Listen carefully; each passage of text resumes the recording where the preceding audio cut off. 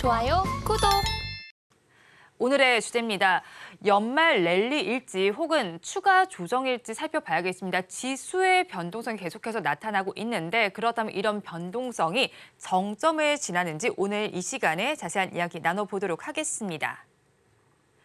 시장 상황이 녹록지 않은 건 우리 시장뿐만이 아닙니다. 사실 뉴욕 시장을 살펴봐도요. 3개월 연속 계속해서 힘을 내지 못하는 장세가 펼쳐졌습니다. 이렇게 시장이 긴 기간 동안 좀 제자리를 찾지 못하는 이유가 어디에 있다고 보실까요, 박사님? 네, 사실은 지난 3월부터 시장 금리가 계속 올랐습니다. 네. 정확하게 말씀드리면 미국채 10년물로 표현되는 좀 장기 국채 이자율, 네. 이게 시장의 조금 표준 금리죠. 얘가 계속 오르다 보니까 지금 10년물 같은 경우에는 지난 3월 대비 3.3%에서 지금 4.7%, 8%까지 왔으니까 한 160bp 오르면서 전체적인 금융시장을 조금 얼어붙게 만들고 있습니다. 그런데 네. 상반기에는 워낙 AI 주도의 미국장이 강했기 때문에 이게 좀 묻혀 있었는데 여름을 지나면서 하반기로 들어오니까 주가는 조금 약간 이제 고평가 논란이 있었고요. 네. 그리고 실적도 조금 애매하고, 그리고 금리는 그 사이에 2번 올랐습니다. 미국 금리가 5월 달에 한 번 인상됐고 지난 7월에 한 번 더 인상됐죠. 네. 그러니까 금리 인상은 계속됐고 시장 금리는 오르고 달러는 강세로 가고 그러면서 전반적으로는 은행들이 조금 대출을 줄이고 있거든요. 네. 미국에도. 그 얘기는 비단 이게 미국만의 문제가 아니라요. 전 세계 금융시장이 약간 경색 기미가 보이고 있다. 그러니까 얼어붙고 있기 때문에 뭔가 돈이 쉽게 국경을 넘나들고 아주 신흥국이나 또 아시아 시장, 여러 나라 시장으로 이렇게 이리저리 움직이는 그런 그 활동성이 하반기 들어서 많이 줄었다. 네. 그러면서 한국 시장도 외국인들이 팔았더라. 순매도를 조금 취했더라. 이게 이제 최근까지의 스토리고 우리나라 특히 코스피가 미국장에 비해서 조금 더 부진했던 네. 요인인 것 같습니다. 네, 미국의 장기 국채 금리가 고점에 있는 것이 좀 장기화되면서 역시나 전반적인 경제 심리 자체가 좀 얼어붙은 시장이었습니다. 그런데 간밤에는 FOMC 결과가 나왔습니다. 시장의 사실 예상이었습니다. 동결은 했는데 거기에 더해서 사실 파월 의장의 경우에는 비둘기파적인 발언을 좀 건네기도 했잖아요. 그렇다면 앞으로의 금리 기조는 또 어떻게 나타날 걸로 보이고 있나요? 네, 어제 파월 의장이 여러 가지 기자들의 질의응답에 응했는데요. 좀 중요한 내용을 살펴보면 아무튼 갈 길이 멀다. 네. 똑같은 레파토리죠. 맨날 이제 갈 길이 멀다. 2%의 목표에는 아직은 못 미치고 있기 때문에 또 이제 QT는 계속 하겠다. 그다음에 앞으로 이제 금리 인하에 대해서는 얘기한 적도 없고 생각한 적도 없다. 이런 것들은 상당히 약간 매파적인 그런 발언이었는데 조금 제가 인상 깊게 들었던 질의응답 과정에서는 경기 침체가 올 것 같냐? 네. 금리를 이렇게 많이 올렸는데 경기 침체 안 올 것 같습니다. 그리고 실업률이 굉장히 낮은데 고용시장이 아직도 타이트하지 않습니까? 미국이. 그렇게 타이트한데 실업률도 낮고 이런데 물가는 좀 잡히고 있는데 어떻게 생각하느냐? 굉장히 좋은 일이라고 생각한다. 그러니까 그때부터 주가가 올라가더라고요. 미국장에서. 그래서 좀 시장이 바라고 있는 그 대답을 파월 의장이 정확하게 아직 좀 더 올릴지 안 올릴지 또 금리 언제 내릴지 그거는 잘 몰라. 이건 조금 그런 거는 좀 물어보지 않았으면 좋겠어라는 이제 뉘앙스였는데 금리가 어쨌든 물가가 잡히고 있는 것, 고용은 좋은데 이거는 되게 좋은 거잖아요, 주식시장에. 거기에 대한 이렇게 시장이 원하는 대답을 했기 때문에 제 생각에는 조금 7월 달 금리 인상이 그러니까 5.50%로 25bp 올렸던 게 이제 마지막 7월이었거든요, 지난. 7월 달 금리 인상이 마지막 금리 인상으로 봐도 되지 않을까라고 생각을 하고 있고요. 파월 의장 말대로 금리 인하 시점은 조금 아무도 모르죠.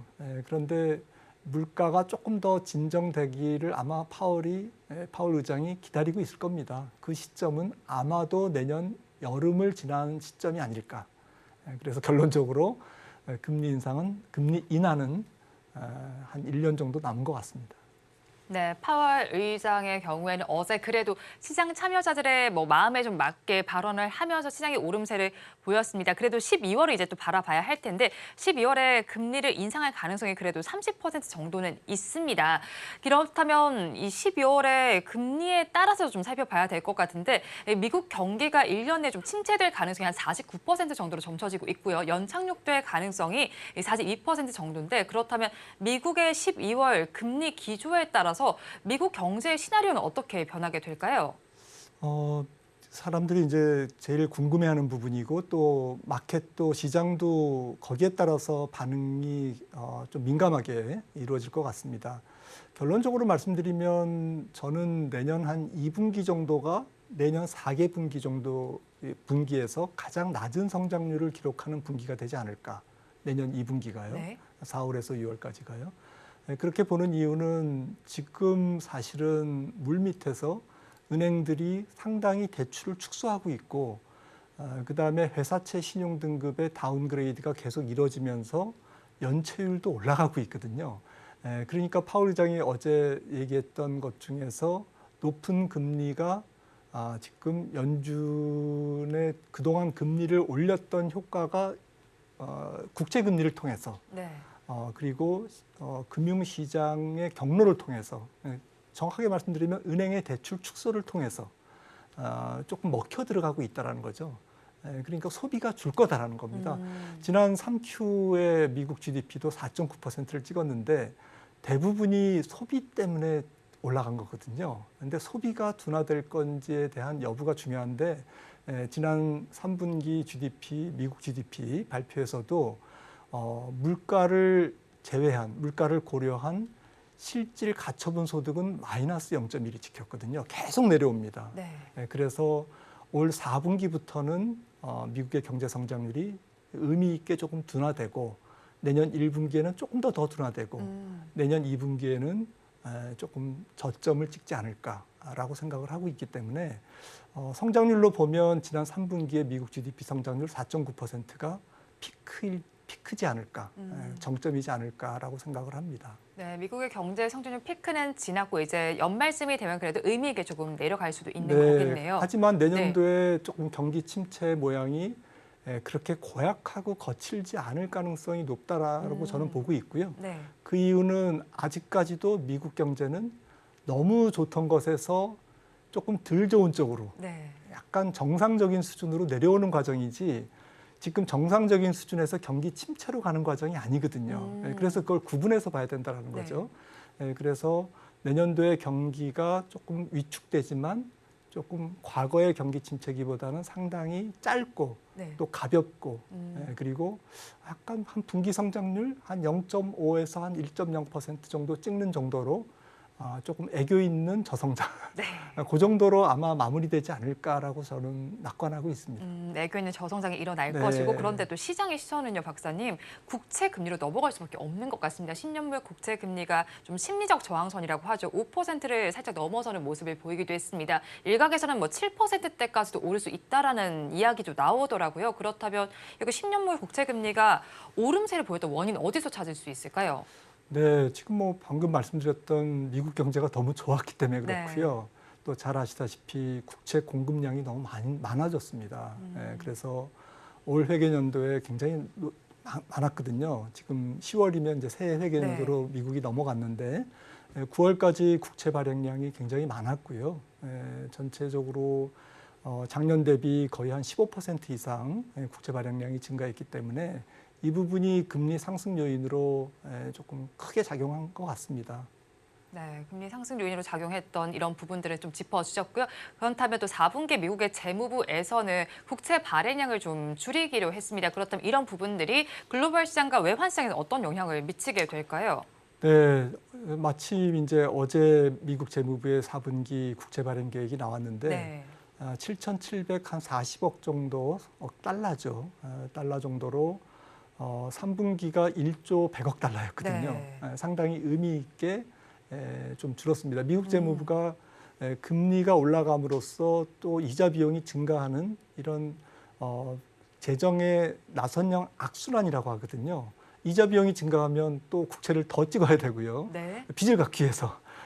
그러면 이게 좀 악순환이 계속되는 것을 지금 인지하고 있기 때문에 지금 문제가 되는 국채 10년물은 조금 발행 물량도 줄이고 나머지 이제 뭐 좀 더 긴 15년채라든지 20년채를 늘린다든지 또 그것보다는 조금 짧은 7년채라든지 5년채를 늘리면서 지금 벤치마크인 10년물 국채의 금리 상승 압박을 조금 완화시키는 동시에 전체 국채 발행 물량도 3분기에 비해서는 한 3천억 달러 가까이 주는 규모로 지금 발표를 했습니다. 네. 그러면서 어제 미국 채권 시장에서도 조금 뭐 금리가 떨어지는 반응을 보였는데요.